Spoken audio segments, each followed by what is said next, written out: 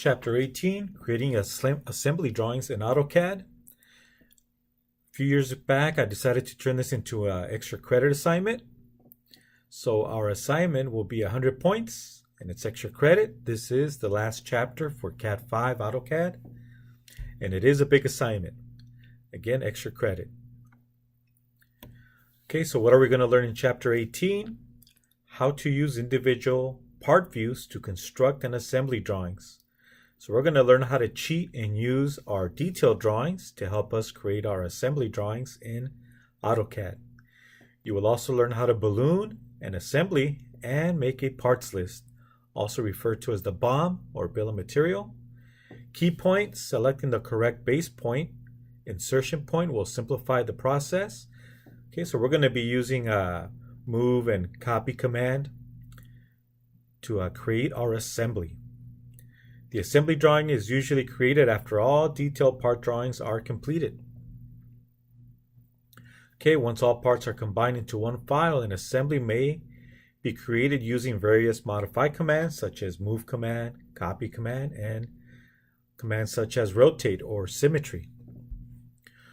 Okay, so we're going to take a look at our drawing from the previous chapter. So I'm going to use the problem 17-3 from the previous chapter to demonstrate how to do this in AutoCAD. And then I'll provide you with the assignment, the extra credit assignment for Chapter 18. Okay, so let's take a look at 17-3 from the previous chapter. And one of the things that we can do is use some of the views from our detailed drawing. So here's the front view of the center bracket. Here's the front view of the end bracket. We can use these to combine them to create our assembly drawing. Okay, so let's go to the next slide. So instead of having to draw the base, the end bracket, and center plate bracket from scratch, we can use our detailed drawings to create our assembly drawing by making copies. Okay, so let's take a look at our handout from problem 17-3. Okay, so as you remember, we had to create our parts list. We had to fill out the balloons, right? The balloons gives us the item number or part number. So item 1 is the base. So we go to balloon number 1, and that's the base. Item 2 is the end bracket. Okay, so item 2 is the end bracket, and we have 2 of them, and so on. Okay, so instead of having to draw this from scratch in AutoCAD, we can use our detailed drawings. So let's go over to the detailed drawings. So we can copy this view, the base. Yeah, we're going to have to rotate it 180. So we'll use our base here, this view, the front view of the end bracket, and the front view of the center plate bracket to create our, let's go back, to create our assembly drawing. Okay, so I'm going to demonstrate that in AutoCAD, how to cheat by making copies of our views to generate our assembly drawing. Okay, so let's go to AutoCAD. Okay, so these are incomplete detailed drawings, but just to show our concept for today of how to cheat to create our assembly, here we have our base, our end bracket, and our center plate bracket. Okay, so using these views, I can copy, paste, move, rotate to create my assembly drawing. So I'm going to walk you through how I created this assembly drawing step by step, then how to create balloons and parts list tables. Okay, so let's go ahead and let me go ahead and show you how I created the assembly drawing. I'm going to go ahead and create it down here. Okay, so I'm going to start by making a copy of the base. So this is the base. Okay, and I'm going to make a copy. Make a copy. So I need to grab it by a point. Okay, I'll grab it from this corner. Currently I have ortho off. If I had ortho on, I could only go vertical or horizontal. So let me turn off ortho. And I'll place it here. And I can keep on clicking to create more copies, but I'm done. So I'm just going to hit enter to exit. Okay, so obviously you can see that this is upside down. Okay, so I'm going to have to rotate it 180. Okay, so I'm going to pre-select it first. Left mouse click, pre-selected. I'm going to use rotate. Pick a point to rotate about. Okay, I'll go ahead and pick this point here. And I can now rotate by moving my mouse. I'm going to turn on ortho, so it'll go in increments of 90 degrees. And there it is. And click once you have the desired angle, in this case 180. Okay, let me move it over to the right. So I'm going to window select again, use the move command, and I'm just going to move it over to the right a little bit. Okay, so you can see now that these are supposed to be wide visible object lines because this is a section view. So this is a section assembly. So in our case, we have to change these to visible lines. So I can just simply select the lines. I can select them by clicking one at a time.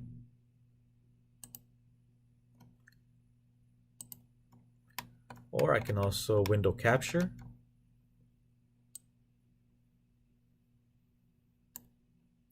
Okay, and I'm just going to move them over to the visible layer.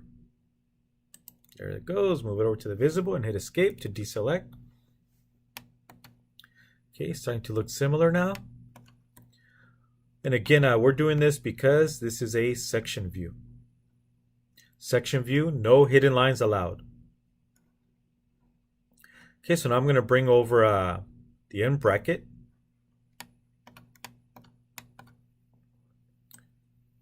Okay, so I'm going to select it. I'm going to make a copy. Okay, I'm going to make a copy. This time, I want to line up the center axis with this axis. So my insertion point, as mentioned in the lecture notes, I'm going to pick this as my insertion point. Okay, where the center line intersects the object line. That'll be my insertion point, that intersection point. Click. So that's where I'm grabbing it from, and I'm going to turn off ortho. Let me turn off ortho so I have more freedom to move. And here is the point I'm going to.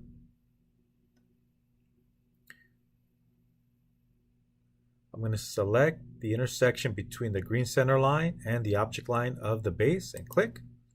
And there it is. Okay, so now I'm going to hit escape to exit or hit enter to exit. And there's my end bracket.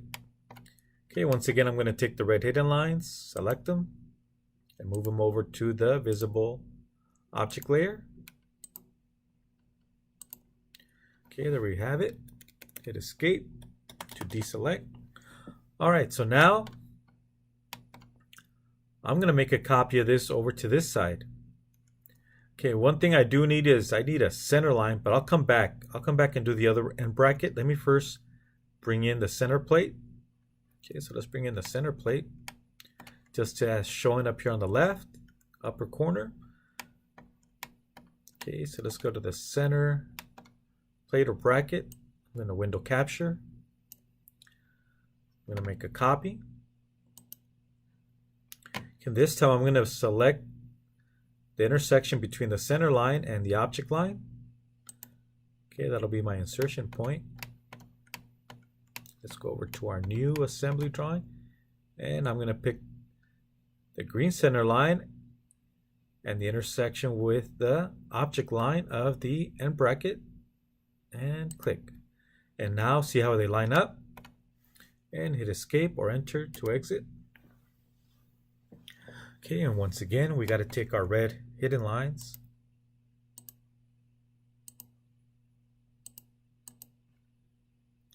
And move them over to the visible object layer. Okay, hit escape to deselect. Okay, so there we have it. Okay, now we need to mirror over the end bracket over to this side. And I'm going to use the center line to mirror about. Okay, so let me first select the items I need to mirror over.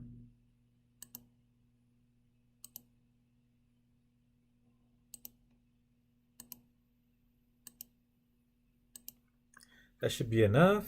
Oh, and the center line.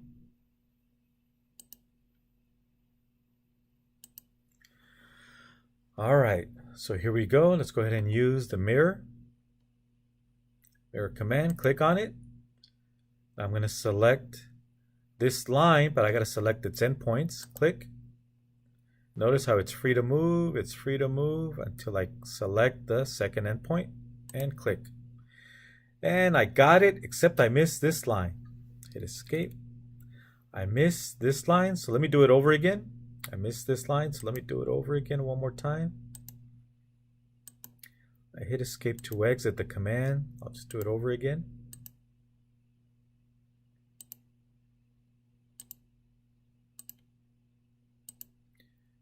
Okay, this time I think I got everything. So let's go ahead and once again, mirror. Once again, I'll use the center line. And click and read the instructions. Do you want to erase the original one? The default is no, so I can just hit enter and hit escape to exit. And there we have it. See how fast that was to create our assembly using our detail drawings. Did we cheat? Yes, we did. Right, so now when it comes to hardware, let's go back to the lecture. Okay, so we're going to have to model hardware bolts, nuts. But we do have an option here that we can use. And it's something that I mentioned in a previous lecture.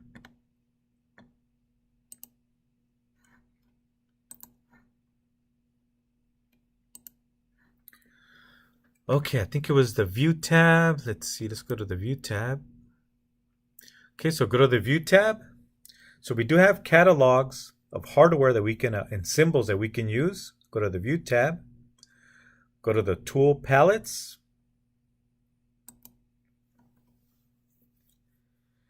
And we have all these tabs here, so we can use symbols. So we have modeling symbols. We have constraints, annotation, imperial samples. So I can scroll down. So we have flowchart annotations. Architecture, the architecture students, they use these catalogs quite a bit. So for example, here they have an aluminum window frame. They have trees. They have doors. Okay, let's bring in the trees just for fun. Click on trees and it'll bring in trees, as you can see.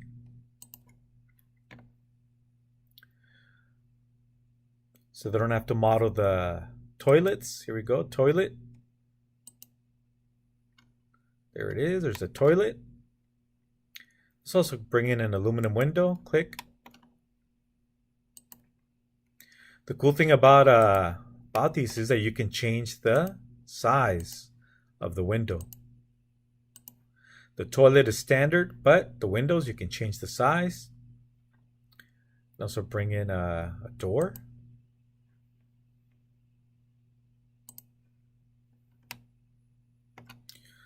Okay, and we can also bring in a vehicle if we want.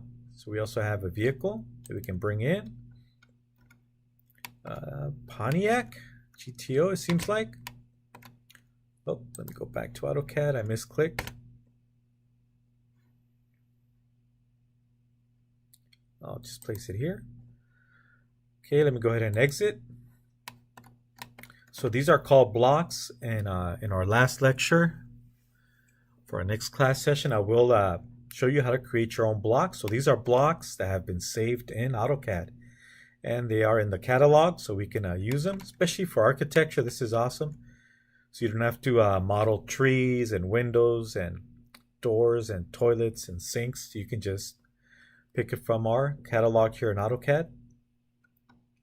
Okay, I'm going to go ahead and delete these. Okay, so the reason I wanted to show you the tool palettes command is because there's also hardware bolts, nuts. So let's go ahead and go back to tool palettes. So we have mechanical. And here we have it. We have hex head bolts, right? We have socket head bolts, and there's also hex nuts. Okay, so you don't have to model your own bolts. You can go ahead and bring in a bolt. And it's going to be super tiny. Let me zoom in. So I'm zooming in. And click. And the cool thing about it is you can change the size. You can change the diameter. Change the length.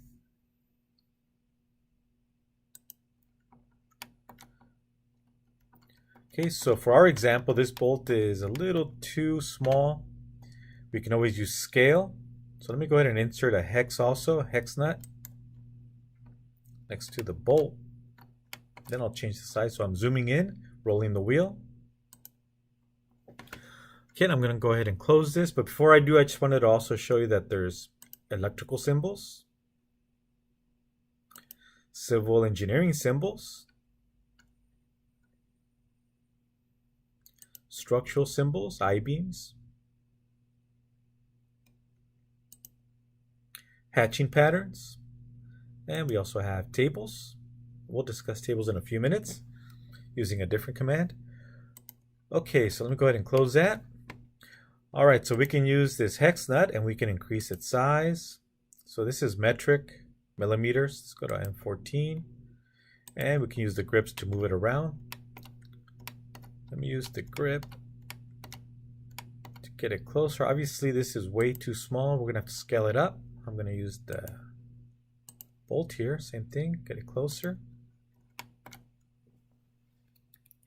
Hit escape. Okay, so I can increase the size, but there's a limit up here, so I'm going to have to use the scale command to make it larger. Okay, so let me hit escape. So I'm going to go over to Home tab, and I'm going to scale it up. So I'm going to use scale. Okay, so I'm going to click on this bolt, and I'm going to modify it, and pick a point, any point.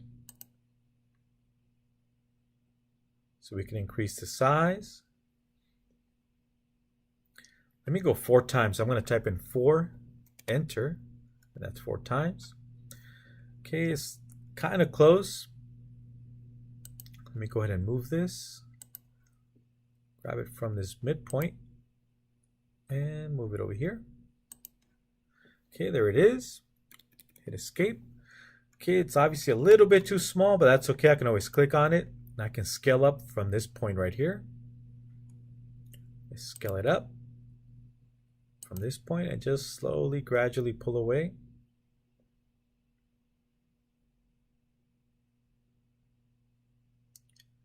And I'm just guessing, so I'll just click. Okay, close enough, hit escape. Okay, now the hex nut. The hex nut, it's a little too small. We got the wrong view. We don't want the front view, we want a side view. Let's go back to the palettes and see if we have a side view. So go to View tab, go to Tool Palettes.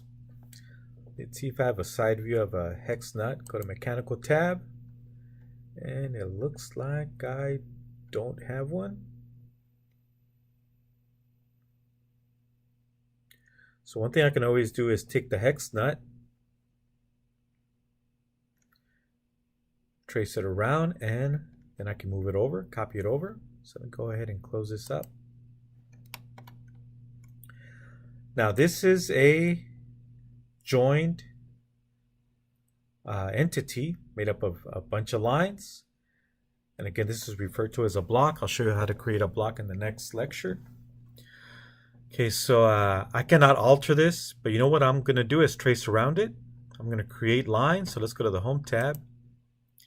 I'm going to use the line command to create a side view of a hex nut.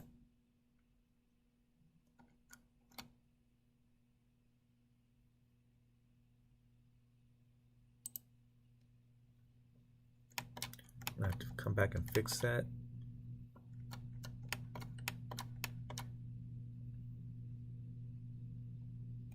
Make sure on ortho. Should I had that on? Let me start from scratch. Let me do it over again. I did not have ortho on. So let me redraw that line again. Delete. Okay, so I have ortho on. Use a line command.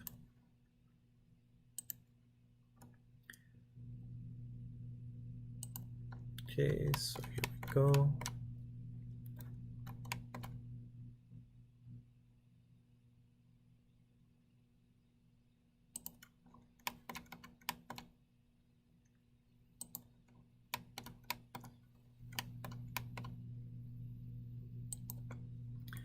Okay, and hit escape. Then I'm going to draw my two horizontal lines here.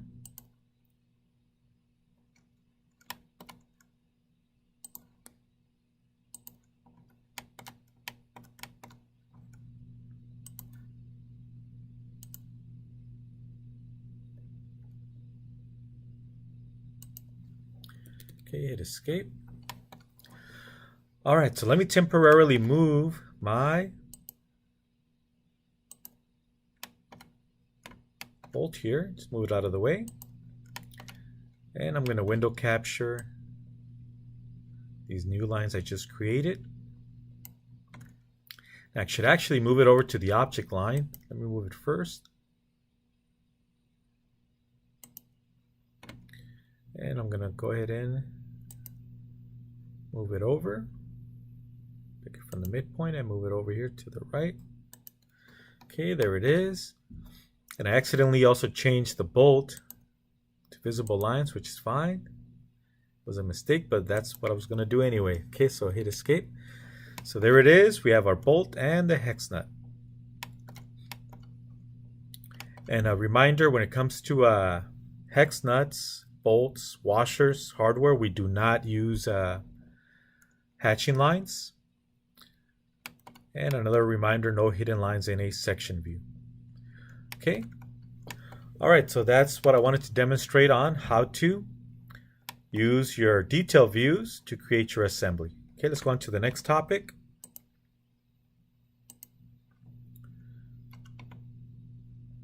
Okay, next thing we're going to do is create tables. So how do we create our table for our parts list? By the way, you can also create this in Excel and then insert it. Okay, so let's do it manually first, and then I'll show you how to insert a Excel spreadsheet. Okay, so we're going to go to the Annotate tab and then go to the table. And we're going to set up our parameters. Maybe just go with the default parameters. All right, so let's go ahead and create our own table. So go to Annotate. And let's go to the table command. So here's the table command. Click. Okay, so what do we have here? So how many columns do you want? How many rows? So I'm just going to randomly pick some numbers. Let's say I want 5 columns, 5 rows. What width? What height you want? We also have a title. Do you want a title at the top? Do you want a header per column? Let's go back to our... So you have the option of having a title for your table and a header for each column, like item number, material, quantity, etc. Now, the only issue with this is that the font with respect to the data you input with respect to the title and the headers are not the same. So I prefer to leave them out and just type in data.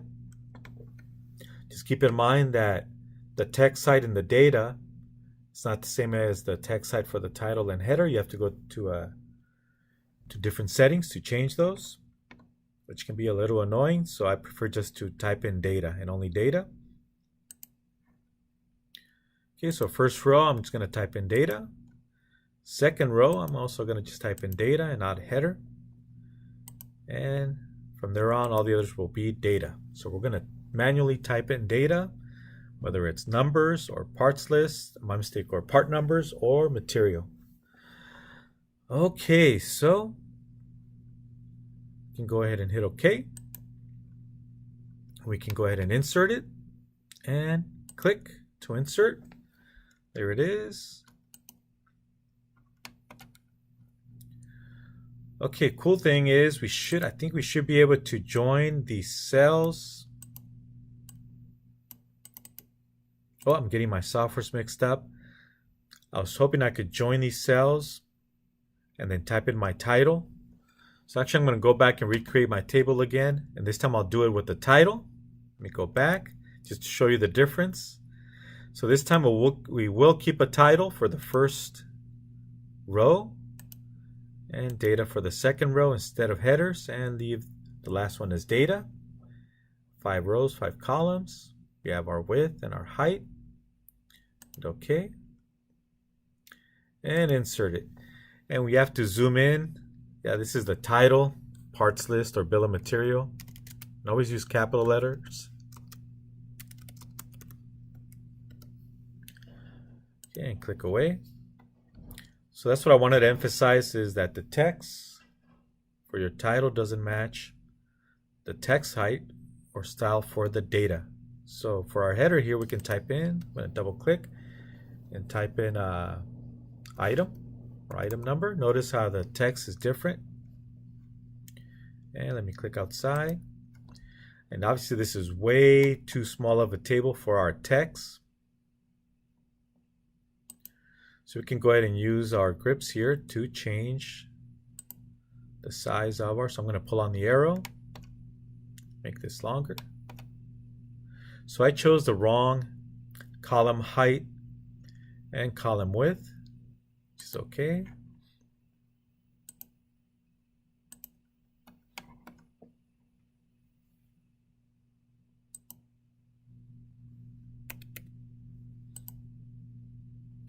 See if I can make this.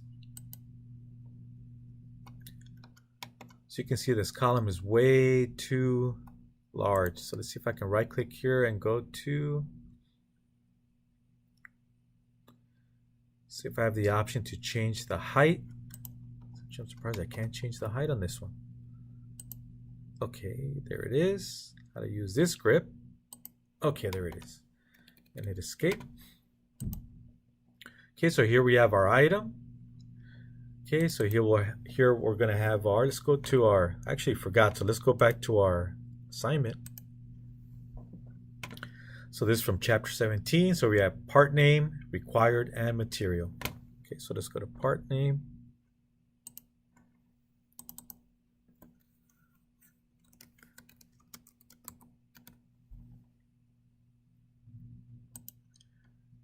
So let me go ahead and adjust this one using the grips. There it is, part name. And the next one is required or quantity. Typically it's quantity or QTY. Let's go to the next one. Use the grips to make it longer or wider. And finally, material.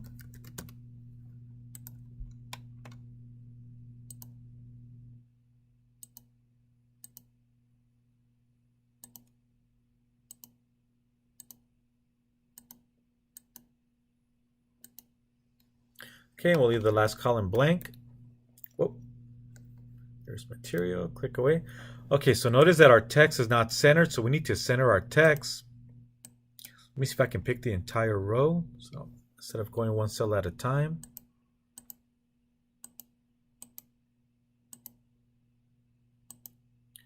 Okay, so I click the entire row. I know it's hard to see, but we select this edge here. So this is row 1, row 2, and we should be able to center our text. Let's see, so right now it's top center. Let's see, middle center. There it is, middle center, so it centers our text. Okay, now we can go ahead and go, you know what, we're going to do the same thing for all of them. So what I'm going to do is I'm going to click at this upper left little box here. Okay, click on it, see if I can change, I'm trying to see if I can change all my text. Yep, there it is, text, middle center.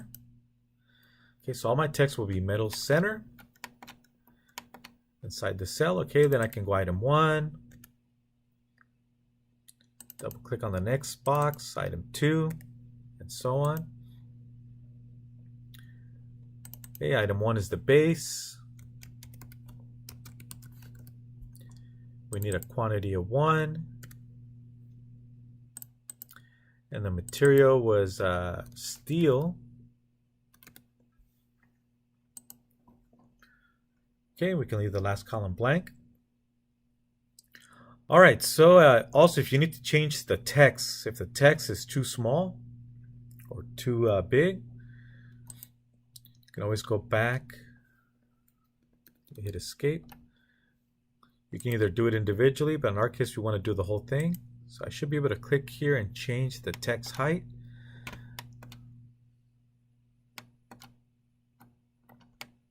Let me right click, see if it gives me options. Okay, so I'm going to right click inside this box. Here it is, edit text.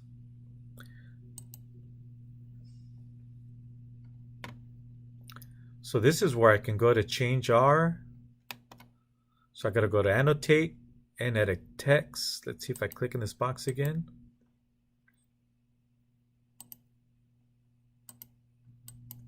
Let's say I wanted to make it smaller. Oh, it's not allowing me to. Let me hit escape. Let me get out of this.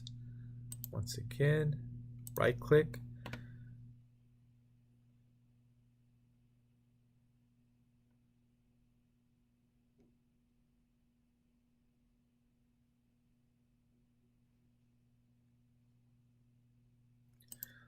All right, I'm not able to do it from the table. Maybe I have to go to, let's go here to the table panel. Here's the table panel. Go down here and we're going to go to table style and click. And we're going to go to modify, see if we can modify the text from here. All right, so let's see. We have our horizontal and vertical margins. Let's go to text. Here's the text. So here's the text tab. So once again, we click here on tables style. Here's our text. Let's see what happens if I change the text to something smaller. So instead of 5, let me try 2.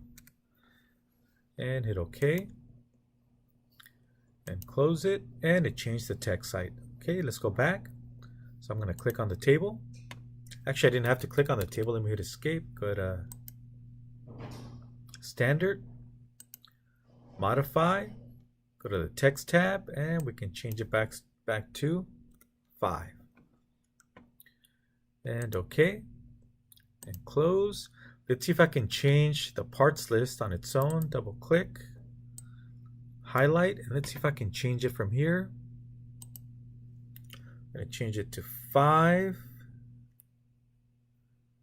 And enter. There it is. I was able to change. So for I had to change it individually here for the title and click away when you're done. Okay, and it auto adjusts the table. Okay, so I'm not going to finish the entire table. I just wanted to give you a few pointers on how to insert a table, how to change the text height, and also how to change the column heights and the column widths. Next thing I'm going to show you is how to create balloons. Okay, so let's go ahead and take a look at balloons, how to insert balloons, and how to change the frame around the text. Okay, so let's go back to our lecture notes. Okay, so once again, we learned how to create a table. You can individually change the text from here. Don't forget, when you double click and title, highlight the text first before changing the text height here, and then you hit enter. Okay, and to change the overall text height for all the data input, you can just go ahead and click here to go to table style, modify, and then you're able to go to the text tab to change your text height. Okay. Okay, now let's talk about balloons. This is the last topic we're going to cover in this lecture. So balloons. Okay, so we're going to use multi-leader, and then I'm going to show you how to add a balloon around your text.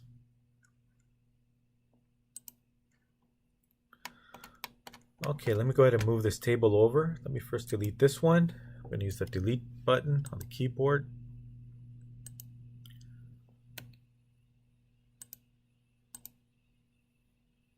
Move it over. There it is. Hit escape. Okay, so if I wanted to add balloons to my assembly drawing, so we have multi-leader. Click. And I'm going to click anywhere on this object. And I want to turn off ortho. You do not want a horizontal or vertical. try and avoid it. Sometimes you cannot when it gets crowded, but avoid horizontal and vertical leaders. Click, and I'm going to type in 1, and OK.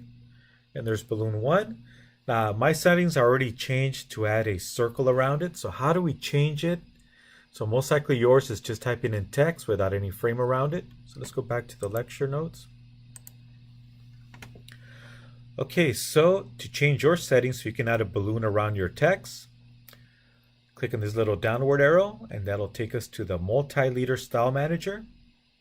You can modify,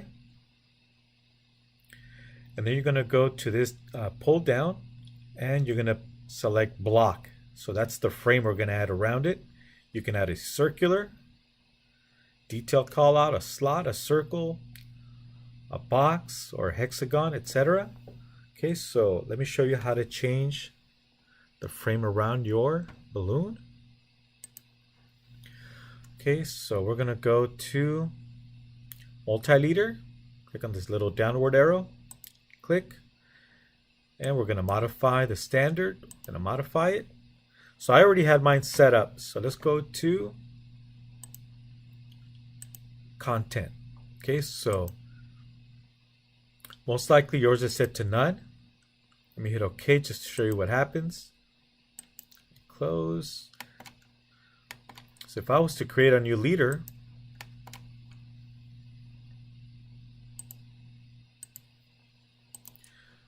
notice it doesn't put a frame around it. Okay, so let's go back to multi-leader style manager. We're going to modify it. Go to the last tab, and we're going to go to block. So we're going to put a block around it, and now we have the option of what type of block we want to place around it or frame. We can go with a circle. Okay, and close, and let's go ahead and add a leader again. And I'll call it, actually let me do the end bracket. So let me delete this one. Let's go to end bracket. Let's do the end bracket, multi-leader.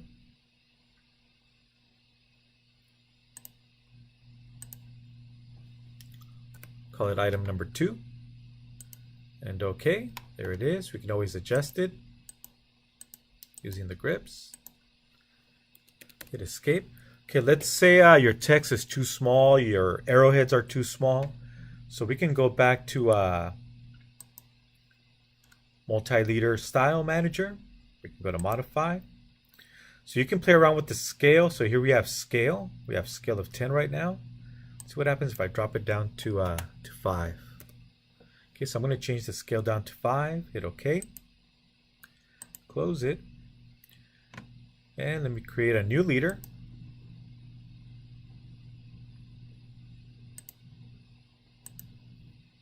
Notice how the scale changed. I went from 10 to 5. Most likely yours is set to 1. Okay, I'm going to use 3. This item 3 and OK.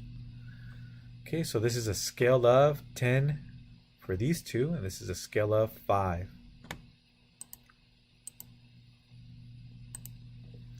Okay, hit escape to deselect. All right, what about the arrowheads? What if the arrowheads are too small or too large? Let's go back to multi-leader style. We're going to modify it. Let's go to leader structure. And I'm looking for arrow here. Nope, don't see it. Let's go to the first one. Okay, here's the arrowhead. So I can change the size of the arrowhead. So right now it's set to 1.8. You know, let me set it down to 1. We'll go down to 1. And OK. And close. And let me add another leader. So go to multi-leader. Click on the end bracket. Notice the arrowhead is slightly smaller. Slightly smaller than the other arrowheads. Okay, this is also item 2. And OK. Actually, the arrowheads look about the same size. Let me see if there's another option to reduce the arrowhead size. Let's go back to multi-leader. Modify. So I thought this was the arrowhead size. Let's go to another one. Leader. Oh, here we have the scale. This is the scale I was looking for. Let's go to the other one. Okay, so this is a different scale. Let's go to leader structure.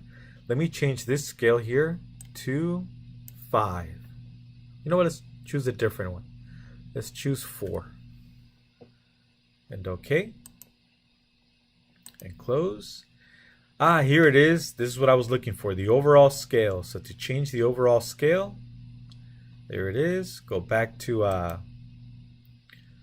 multi-leader manager, modify, go to the leader structure, specify scale. You know, instead of 4, let me go with 6.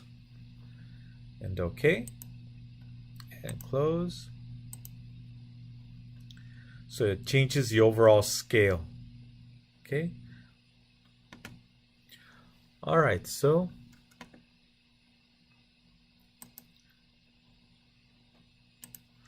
I'll let you play around with the balloons, play around with the scales or arrowhead size. Okay, and that is how you create your balloons. And make sure they line up with your item numbers in your parts list. Okay, so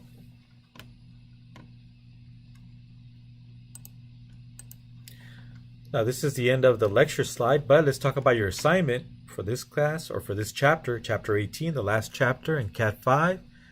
And again, this is extra credit. So this is the assignment. The assignment is for you to create in AutoCAD an assembly drawing of this assembly. Okay, so this is problem 18-2, which is to be completed in AutoCAD. So you are to first create detailed drawings of these individual pieces. So create a detailed drawing of the base, the sliding screw, and the V-anvil. And you will also need to create detailed drawings of each individual piece here. So this is hardware, but these are custom made. This is not something that's readily available at a hardware store. These are custom made. The hardware that you could find in a catalog or online didn't meet our needs, so we had to especially get something made. Okay, so these are all custom made, so you need to provide a drawing for these. Okay, the one item that you do not need to provide a drawing for are the set screw. So here we have a little set screw. Remember, a set screw is a screw with no head. This is something you can get from a catalog, so that you need to add to your parts list. Here we have another set screw. So this you can order from a catalog or online. Same thing with the hex nut. Okay, so the hex nut, something you can order on the catalog. This T-bolt had to be custom made. The washer had to be custom made so it can fit this counterbore hole. All right, all the other pieces you need detailed drawings. Okay, so let me show you the solutions. So this is what your drawing is going to look like in AutoCAD. You're going to create a parts list. You're going to create your assembly, your balloons, your detailed drawings. Notice instead of a right-hand side view, we have a left-hand side view. That's so that we can show the set screw locations. So this is a tapped hole where the set screw goes in. And again, the reason the set screw that goes in here doesn't have a head is so that you don't over tighten it and cause damage to the sliding screw that goes in here. Okay, so here's that sliding screw. We have the V-anvil. 2 views is enough. If you were to create a side view, it'll just look exactly like the front view. So 2 views are enough.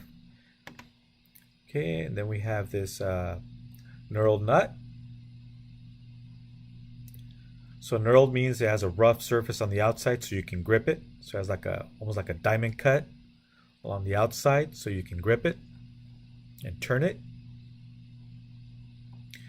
Okay, and then we have this pad. So this is a pad that locks the sliding screw in place. And these are just phantom lines giving you an outline of the knurled nut. So it's just showing you how this little pad interfaces with the knurled nut. Notice it's shown in phantom lines because it's not part of this detailed drawing. It's just to give you an idea. Oh, okay, here we have a knurled nut and this little pad goes inside. Then we have this T-bolt or clamp bolt. And we have this custom-made washer. And finally, we have the other hardware, like the set screws and the hex nut.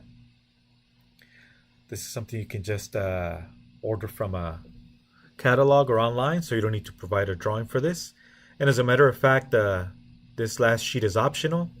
In the good old days before internet, we would have to create this drawing, but now everything is standardized. You can just order things from McMaster or Carlane. Okay, so I'm not going to walk you through this in AutoCAD, but I will provide you an example of what a student turned in a few years back. So this is what your drawing should look like. So again, this is something one of my students turned in a few years back. And you don't have to complete the entire AutoCAD assignment. You can get partial credit if you don't finish it. Okay, so this is what it's supposed to look like. Your parts list, assembly, your balloons. Now in this case, this was not a section view, so that's the reason we have hidden lines here. We do have hidden lines because this is not a section view, like in the previous problem in chapter 17. Okay, so this is just a regular front view of an assembly, so here we do show the hidden lines. Okay, so here's our base, our sliding screw, our V-anvil, the knurled nut, the pad that goes inside the knurled nut, our T-bolt or clamp bolt, and our custom washer. And again, you don't need the last page for the hardware, for the loose hardware. All you have to do is call out the loose hardware in the parts list. Okay, the set screws and the hex nut are called out, and we don't need a drawing for them. Okay, so once again, this is worth 100 points, and if you don't complete the drawing, you can get some partial credit. Okay, so this is the end of chapter 18.